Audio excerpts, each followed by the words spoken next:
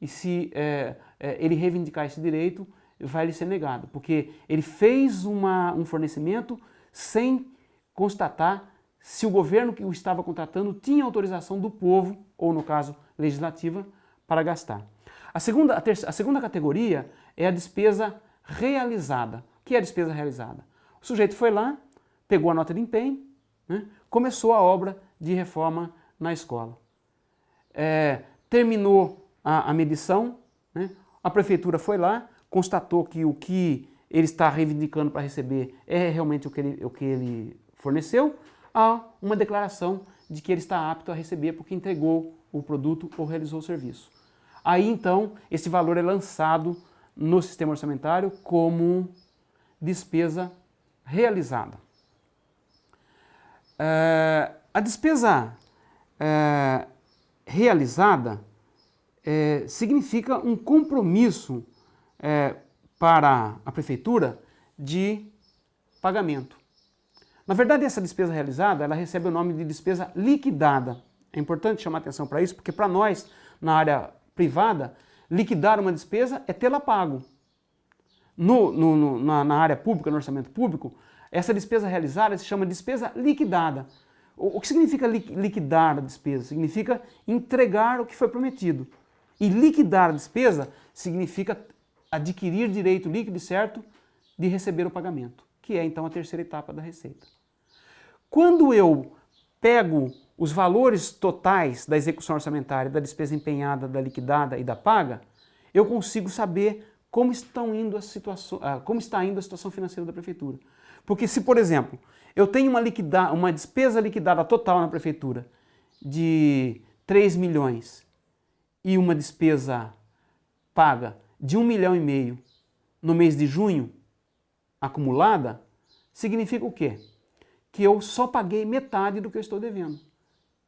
E eu tenho que ter uma estimativa de receita para os próximos meses que me permitam pagar isto.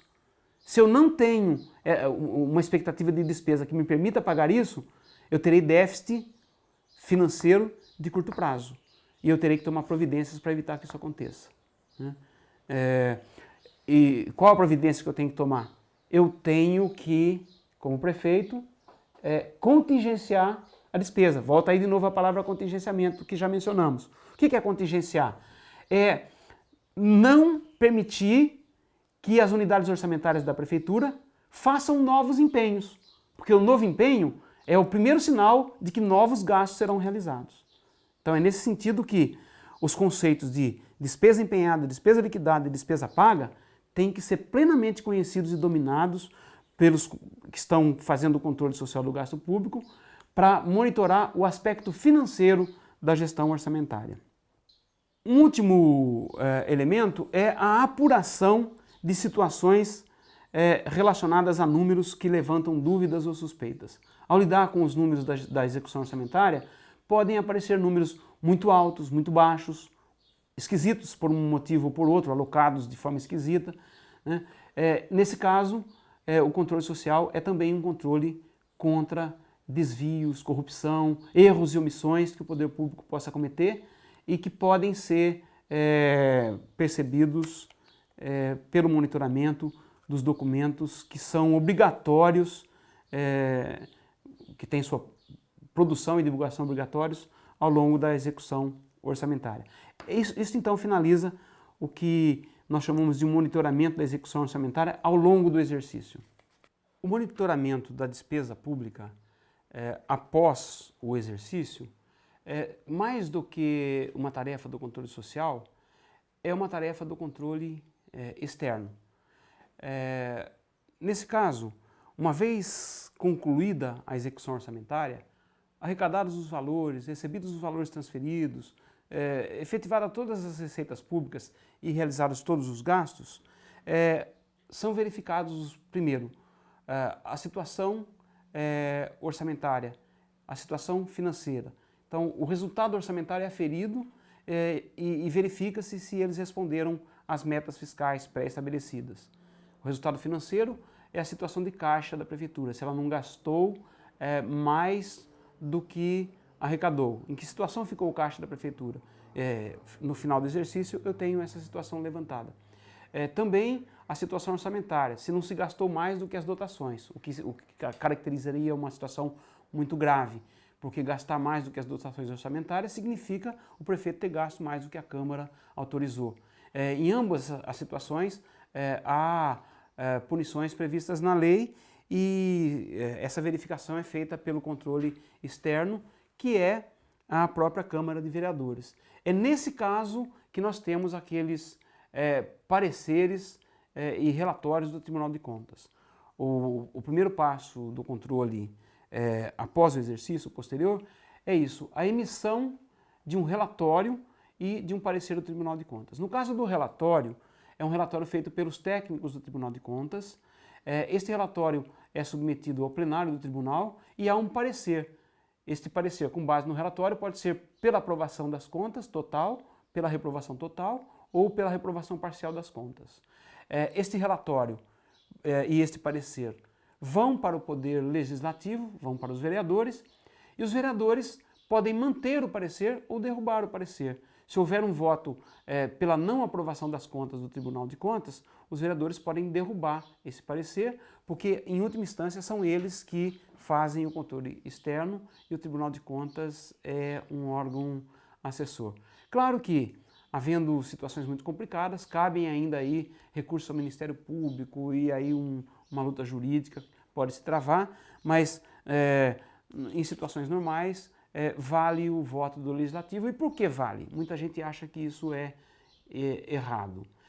De fato é errado se pareceres técnicos, relatórios técnicos e pareceres embasados estão sendo desrespeitados, entre aspas, pelos vereadores.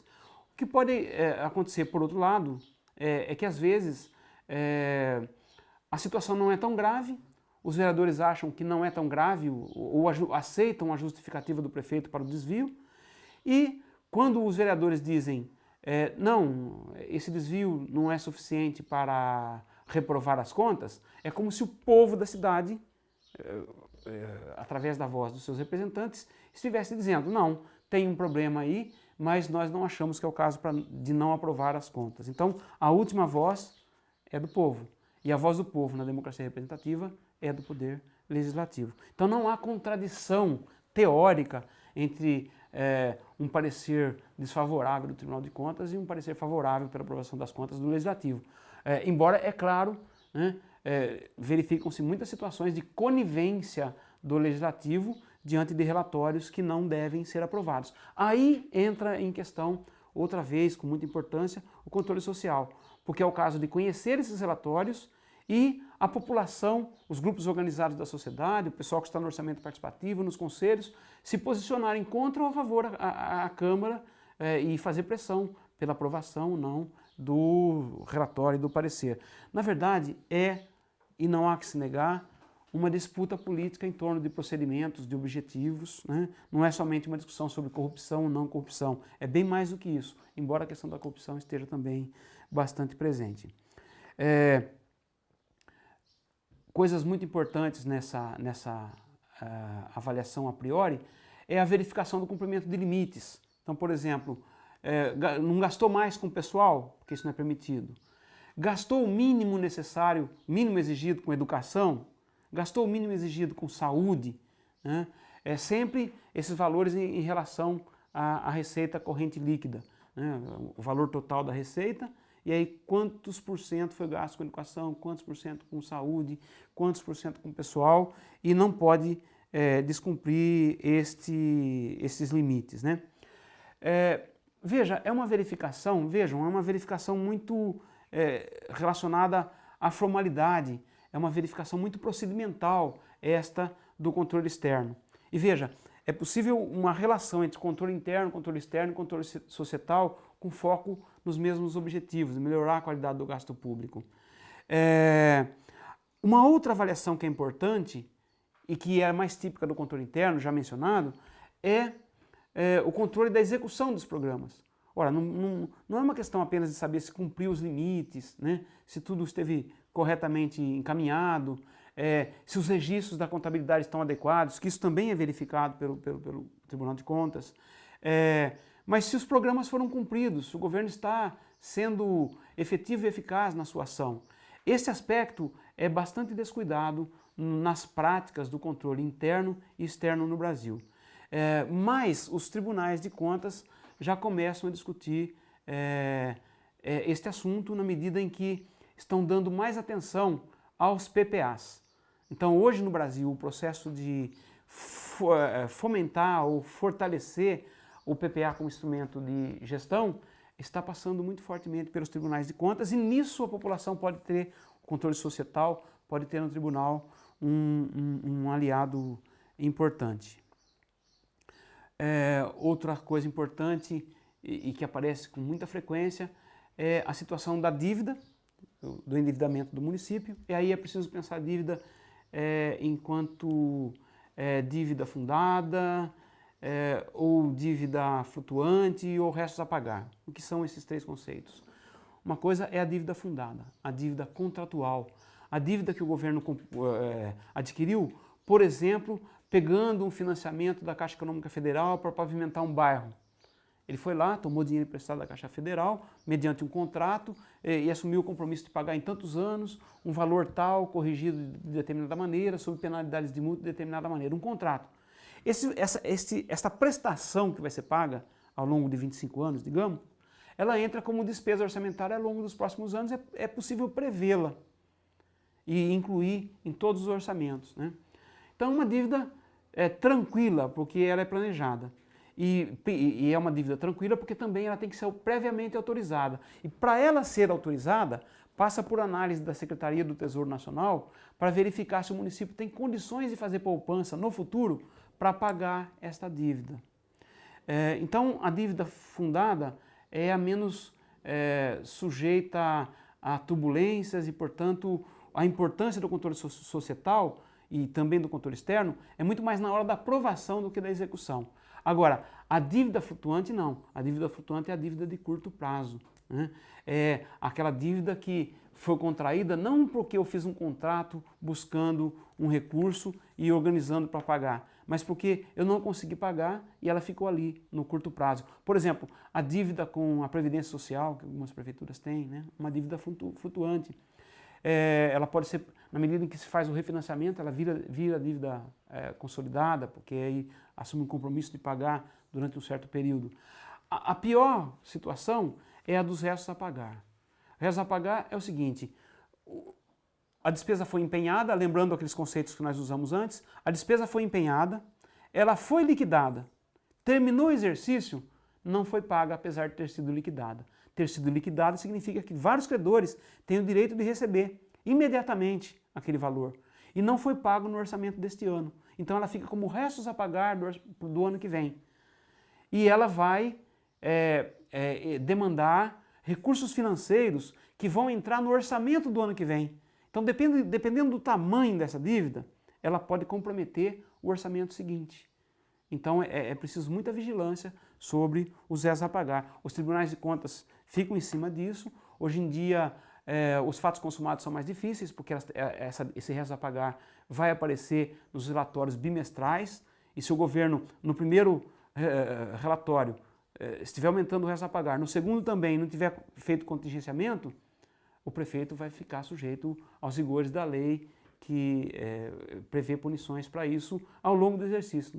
Acabou o fato consumado. Isso é um grande ganho em relação à lei de responsabilidade fiscal, portanto, mais alguma coisa, algo também a favor do controle social. Um terceiro elemento aí de monitoramento na execução orçamentária, o primeiro dizia respeito ao planejamento orçamentário. O segundo era a execução orçamentária. Aí listamos vários itens que merecem atenção em cada uma delas. Agora, as compras públicas.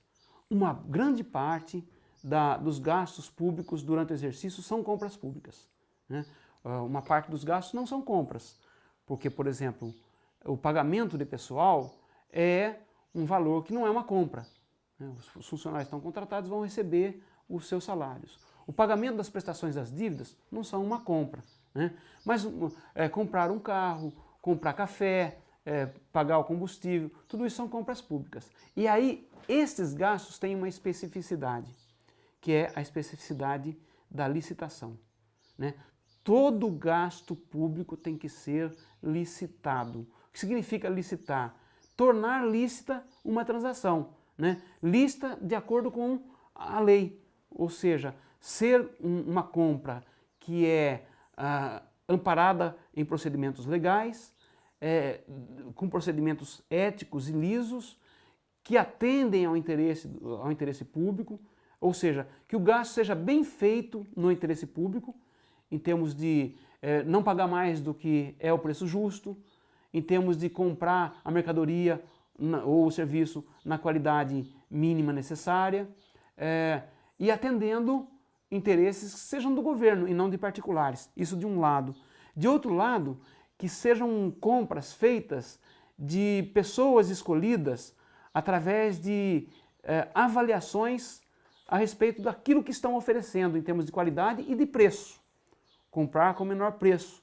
E não comprar porque o fornecedor é sobrinho do prefeito.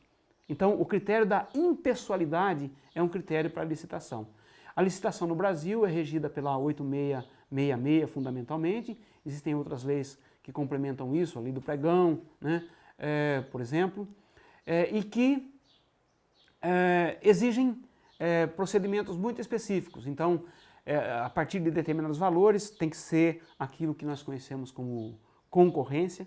As pessoas chamam de concorrência todos os processos de compras. Na verdade, a concorrência é para valores mais elevados e a concorrência é uma modalidade de processo licitatório. Existem as compras diretas, existem as cartas convites, né, que precisam de editais. Então o governo precisa abrir um edital e dizer aos potenciais fornecedores que quer comprar determinada mercadoria, que é bem especificada no edital, e chama esses fornecedores para se candidatarem a fornecer para o governo. Aí há um processo de avaliação das propostas e vence a melhor proposta de acordo com os critérios legais. Então toda compra pública tem que passar por isso, exceto aquelas com valores abaixo de 8 mil. Essa é uma questão que precisa verificar se não se alterou, mas são valores pequenos, né, que o governo pode comprar sem maior exigência licitatória, embora mesmo essas compras o governo deva comprar fazendo uma cotação de preços com pelo menos 3, né, até melhor que seja mais, potenciais fornecedores. Então, há que se prestar atenção na licitação. E a Lei 866 é uma lei que contém artigos que dão ao cidadão comum a condição de membro participante do processo licitatório. Qualquer pessoa pode participar dos eventos, pode olhar os editais, pode fazer questionamentos, né? As próprias empresas entre si têm essa potencialidade quando se sentem prejudicadas, o que às vezes causa muita complicação também, né? Então a licitação é importante no processo de compras, que se ver a qualidade, o zelo com as compras diretas, se o governo não fica fazendo compras diretas, por exemplo, para fracionar compras.